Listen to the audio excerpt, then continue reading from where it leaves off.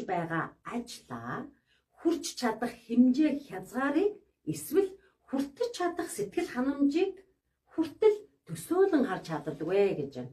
За тэгэхээр өөртөө итгэлгүй байхдаа бид нар яадаг вэ гэхээр өөрийнхөө дуу хоолойны гоёыг бас мэддэггүй. За тэгэхээр багш нь бол нөгөө хувь чатаар ингээ даалгавар дээр за чиний одоо давуу чанар чи энэ байна. Дахиад илүү жоохон сайжруулах зүйл нь бол энэ байна гэд хэлж байгаа тийм ээ.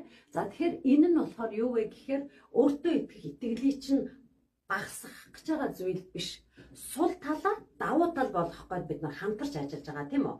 За тэгэхээр өөртөө итгэлгүй байхад бидний дуу хоолой жишээлбэл